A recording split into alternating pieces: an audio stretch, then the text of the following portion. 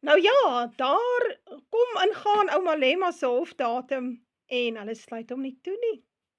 Maar ek onthou, ek het gesê, so rukkie terug, toe sê ek kan nie dink dat hulle hom sal toesluit nie, want hy is 'n Britse intelligensie asset. Hy werk vir hulle.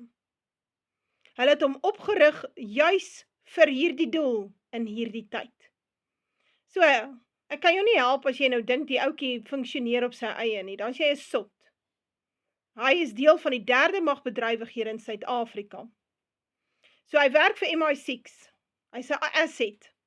So hy's wat ons noem 'n proxy weermag. Hy's 'n terreurgroep wat deur die Britte en die Jode daar gestel is om Suid-Afrika onregeerbaar te maak wanneer die tyd kom. En hierdie hofsaake teen hom wat ons laas jaar sien wat deurgegaan het deurgegaan onder druk van MI6 en van die CIA.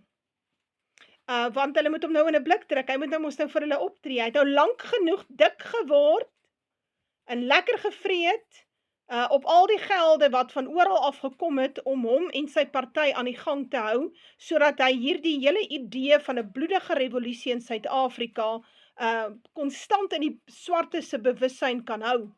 So nou die tyd gekom dat hy moet optree. So nou het hulle hom in 'n blik gedruk. So dis nou, ons gaan jou toesluit as jy nie, werk nou saam, boetie. Nou ja, hier het ek vir jou 'n bietjie nuus, news24.com. Ramaphosa, I was warned that the EFF was an MI6 project. Dit was op 14 Februarie 2019 het hierdie berig verskyn.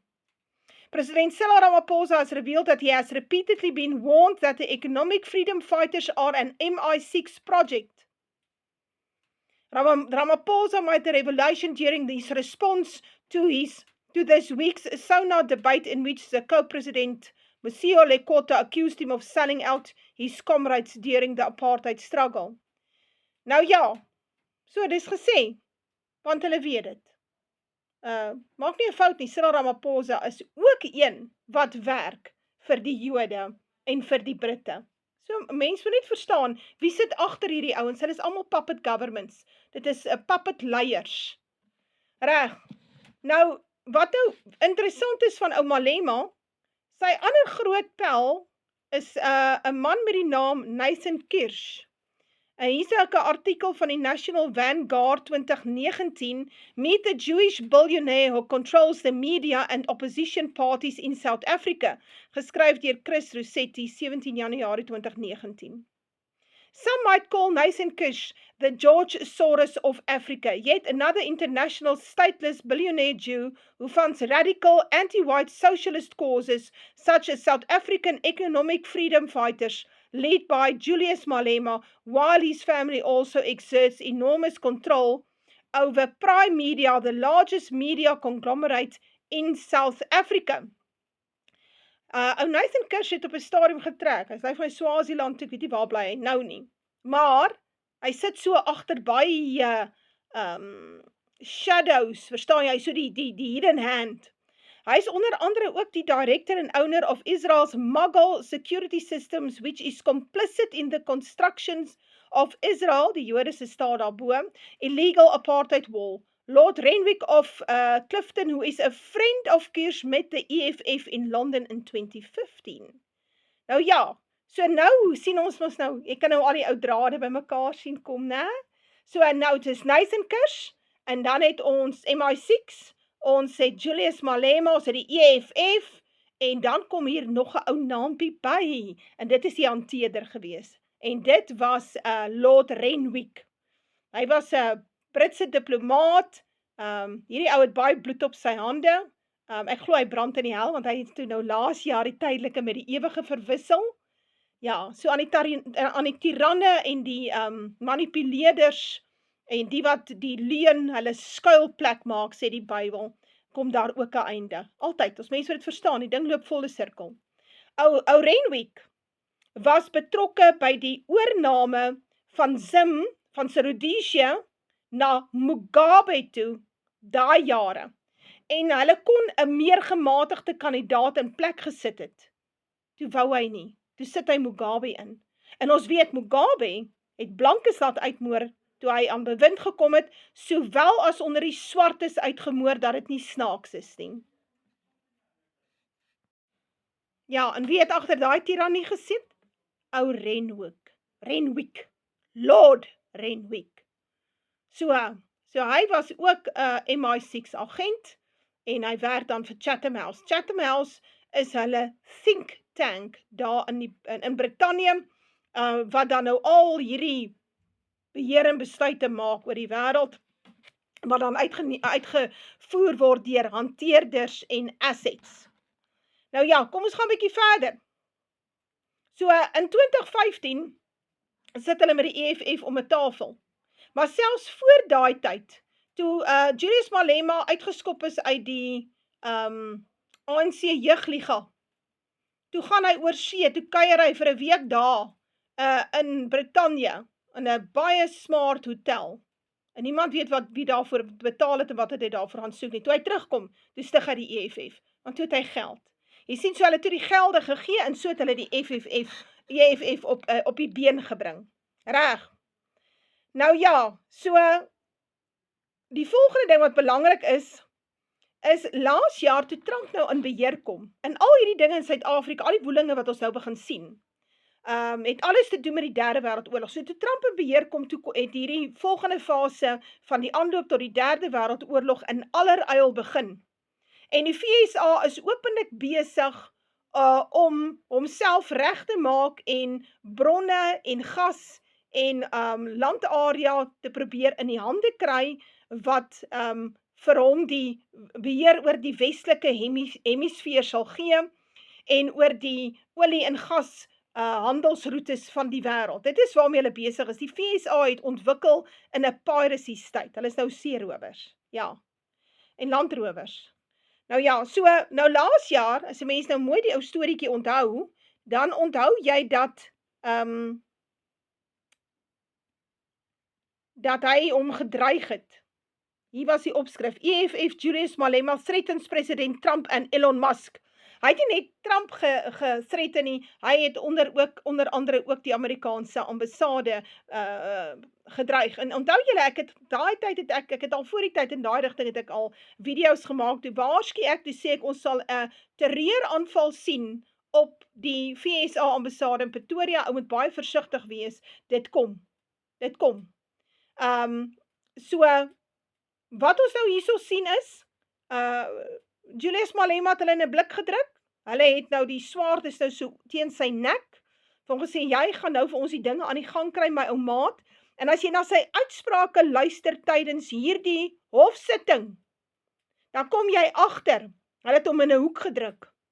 En hy gaan presies doen wat hulle van hom vra, naamlik 'n bloedige revolusie afdwing waar die blankes op groot skaal geslag word. En die Bybel sê, julle lyke sal lê op die strate soos mis en niemand sal begrawe nie. Maar hy praat daaroor. Ek gaan dit vir jou speel.